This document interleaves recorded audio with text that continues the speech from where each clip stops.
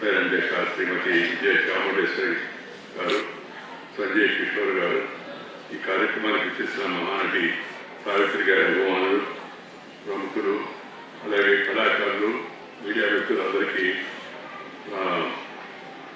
నమస్కారం.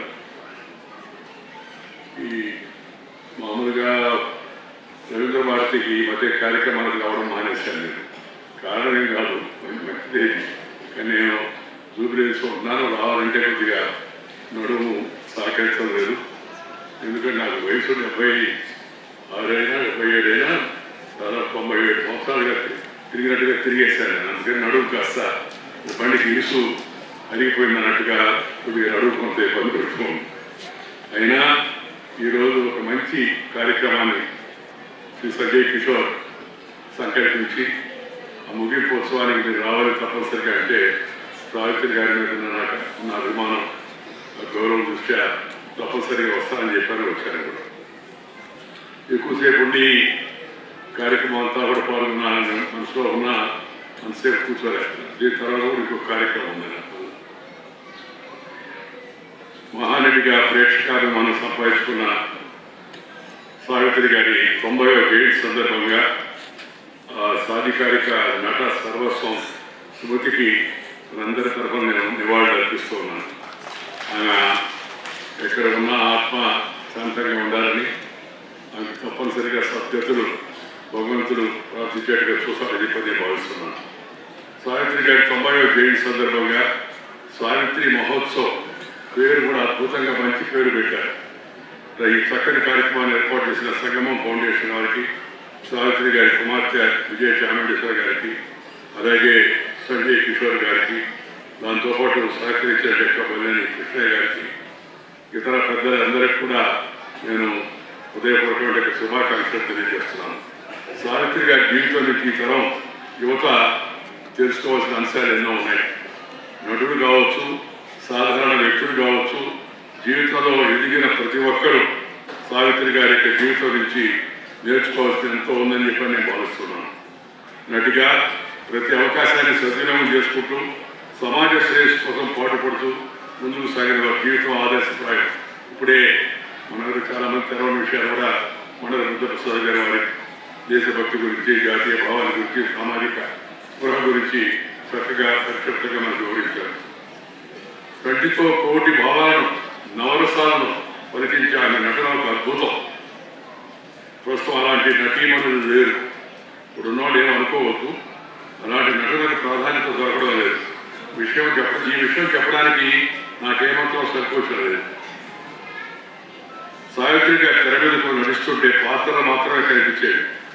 ఏ రోజు కూడా తెర మీద సావిత్రిగా చూసేవాళ్ళు బహుశా లేరని చెప్పాలి. తెర మీద ఆమె చేసే మాయ అది ప్రత్యేకమైంది.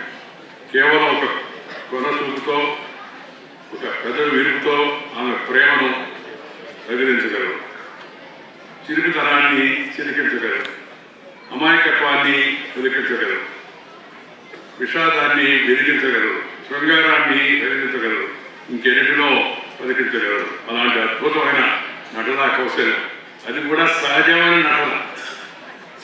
నటన, అమాయకత్వం, ముగ్ధ మనోహర రూపం, సాంప్రదాయబద్ధంగా ఉండే ఆహార్యం. ఇలా సావిత్రి గురించి చెప్పాలంటే ఎన్నో విషయాలు చెప్పుకోవాలి.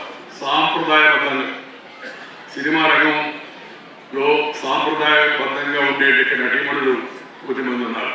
వారిలో ప్రముఖులు సావిత్రి గారు. ఈ రోజుల్లో సినిమాల్లో కథానాయక పాత్ర ప్రాధాన్యత తగ్గిపోతా ఉంది. కథానాయకుడి పక్కన ఒక అమ్మాయి ఉండాలని ఆ యొక్క తపన తప్ప ఆ పాత్రకు తగిన గుర్తింపు రావడం లేదని నేను భావిస్తున్నాను. దీనికి కారణం కుటుంబ విలువలో ఉన్న చిత్రాలు తగ్గిపోవడం. కుటుంబ కథల్లో అమ్మకు, అక్కకు, భార్యకు, చెల్లికి, వదిలకు ఇలా ప్రాధాన్యత ఉండే అనేక పాత్రలకు ఆ రోజుల్లో ఆస్కారం ఉండేది. అభినయం చక్కగా ఉండే తెలుగు కథానాయకులు వేళ్ల మీద లెక్కపెట్టవచ్చు. అంజనీదేవి గారు, సావుకారు జానకి గారు, సావిత్రి గారు, జమున గారు, కృష్ణకుమారి గారు, వాణిశ్రీ గారు, ఇలా ఎంతోమంది నాటి కథానాయకులు తరాల పాటు కథానాయకులుగా నిలిచారంటే దానికి కారణం వారి అభినయ కౌశల్యమే అని చెప్పి నేను ఈ సందర్భంగా మనవి చేస్తాను. అలాంటి కథానాయకులు ఇప్పుడు ఒకరిద్దరు ఉన్నారు. అయితే వారికి తగిన పాత్రలో అవకాశాలు రావడం లేదు. సినిమా ప్రముఖులు ఈ దిశగా ఆలోచించాల్సిన అవసరం ఉందని నేను భావిస్తున్నాను. కథానాయక సావిత్రి గారి జీవితాన్ని ప్రముఖ నిర్మాత అశ్విని దత్ గారి కుమార్తెలు శ్రీమతి ప్రియాంక దత్, శ్రీమతి స్వప్న దత్ నిర్మించగా వారి అరుడు శ్రీ నాగ అశ్విన్ మనోహరమైన రీతిలో అద్భుతంగా ఎంతో కళాత్మకంగా మహానటి సినిమాను తెరకెక్కించారు. వాళ్ళని ఈ వేదిక నుంచి సత్కరించడం ఎంతో ఆనందంగా ఉంది.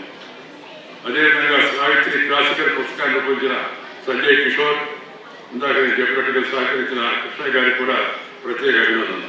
సావిత్రి గారి జీవితాన్ని సినిమాగా తెరకెక్కించాలనే ఆలోచన అభినందనీయమైంది. మహానటి సినిమా చూస్తుంటే ఒక్కసారిగా పాత్రలన్నీ కళ్ళ ముందు పరిగెడతాయి. అంతగా ప్రేక్షకులు నా సినిమాలో లీనం చేయడం సాధారణమైన విషయం కాదు. ముఖ్యంగా ఇలాంటి కథలు నిర్మించాలని సహకారం చెప్పాలి. అశ్విని దత్ గారు వారి కుమార్తెలను ఈ సందర్భంగా మనందరూ అభినందించకుండా ఉండలేదు. ప్రతి నిర్మాత ఇదే విధంగా ఆలోచించాలనేది నా ఆకాంక్ష. కథల విషయంలో పెద్ద నిర్మాతలు కాస్తంత ఆలోచించాలి. మనమైన కథలు ఎన్నో ఉన్నాయి. ఇటీవల ఈటీవీ వారు తమ ఓటీటీ వేదిక ఈటీవీ విన్ నుంచి కథా సుధా పేరిట అనేక మంది కథలను లఘు చిత్రాలుగా తీసుకొస్తున్నారు.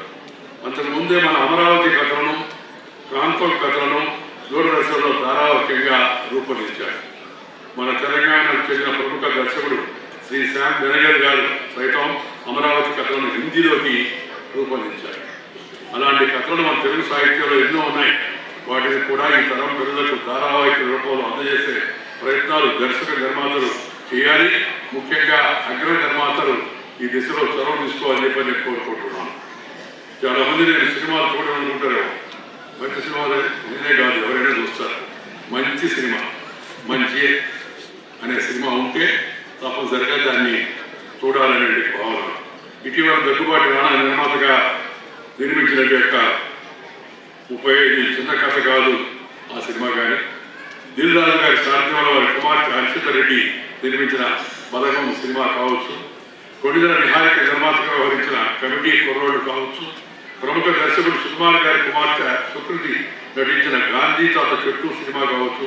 ఇలా చెప్పుకుంటూ పోతే ఎన్నో సినిమాల ప్రేక్షకాభిమానం సంపాదించడంతో పాటు అనేక అవార్డులు కూడా చిత్రాలు ఉన్నాయి. మనం ముఖ్యంగా గమనించాల్సింది ఏంటంటే సినిమా ఒకవైపు అత్యంత చౌకగా లభించేటువంటి వినోదం వైపు సినిమా. అంత చీప్గా మరి ఏ వినోదం కూడా మనకి లభించదు. ఈ పెద్ద నిర్మాతలు నా కోరిక పెద్ద సినిమా తీయండి తప్పలేదు.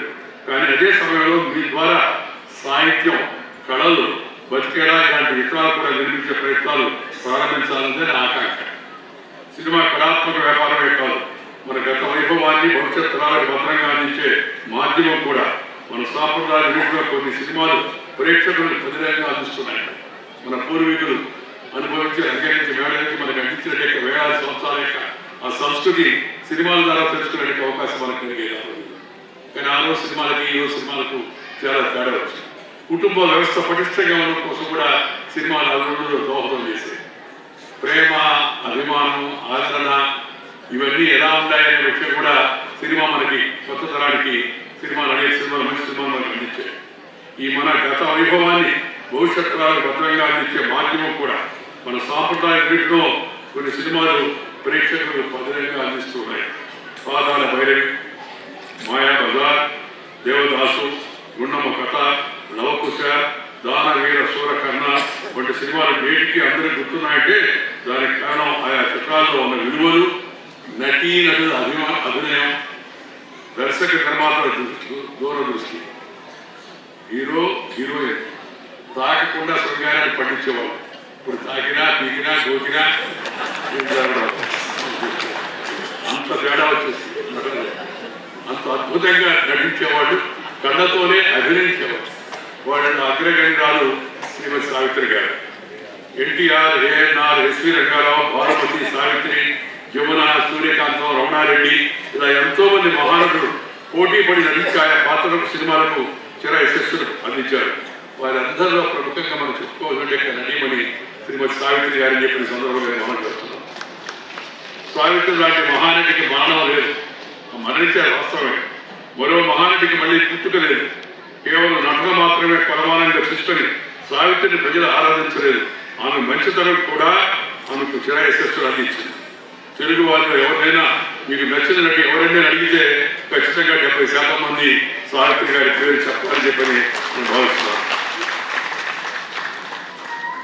మిగిలిన 30% కూడా సావిత్రి పేరు చెప్పేవారు. ఎందుకంటే ఎప్పటికీ సావిత్రి మహానటే.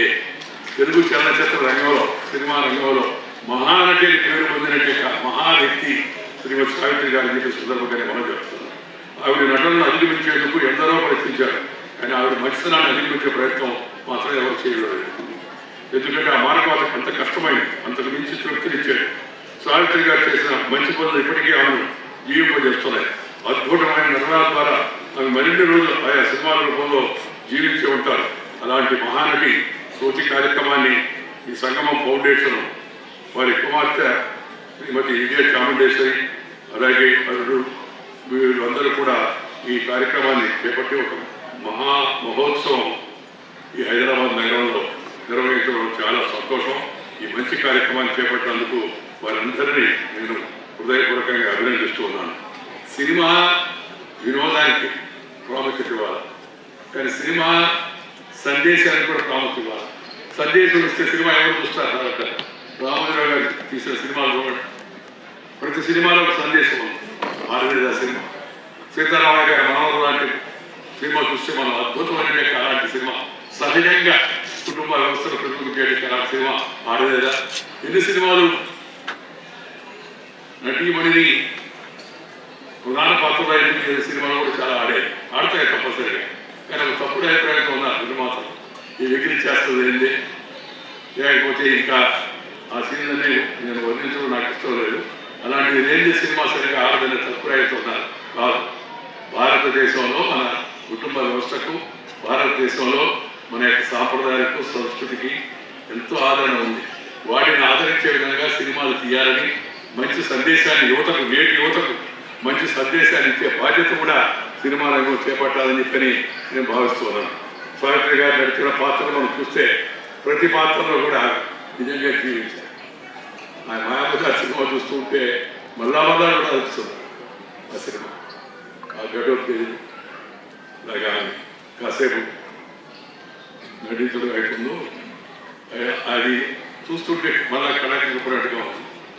అలాంటి నటన కౌశల్యం కలిగిన ఆమెను స్మరించుకోవడం అవసరం.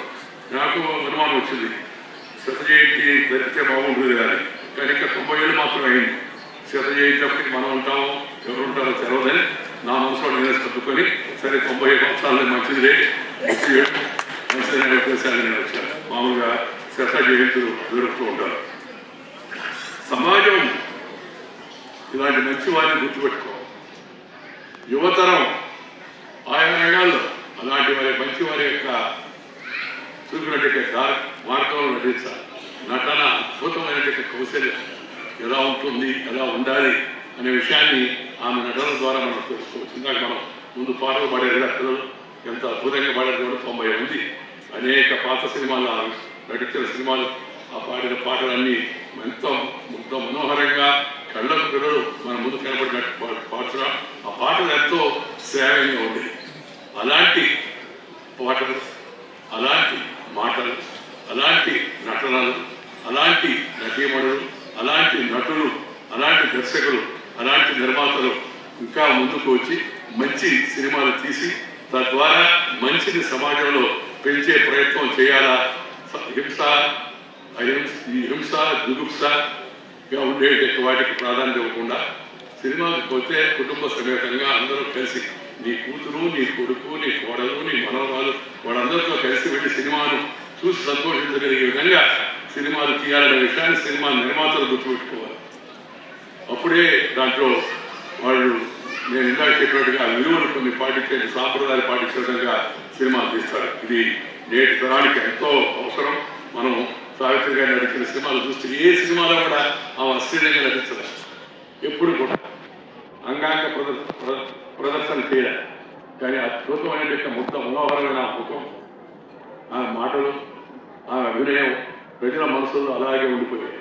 అంతటి మంచి నటనా కౌశల్యం యొక్క మంచి మనిషి, మహానడిని ఈరోజు సాయంత్రం పూట మనందరం స్మరించుకోవడం, వారి పేరుతో వరుసగా 6 రోజుల నుంచి ఉత్సవాలు జరుపుతూ వాళ్ళు నటించిన సినిమాలను కూడా చూపిస్తూ ఇంత మంచి అద్భుతమైన కార్యక్రమాన్ని రూపొందించిన శ్రీమతి విజయ చాముండేశ్వరి, అలాగే మన సంజయ్ కిషోర్, అలాగే కృష్ణయ్య గారు, ఇందాక చెప్పినట్టుగా సిడబ్ల్యూ, ఎవరెవరైతే పూర్ణచంద్రరావు గారు, తర్వాత ఇంకా కొంతమంది పేర్లు చెప్పారు, వాళ్ళందరినీ కూడా నేను ఈ మంచి కార్యక్రమం చేపట్టినందుకు హృదయపూర్వకంగా అభినందిస్తున్నాను.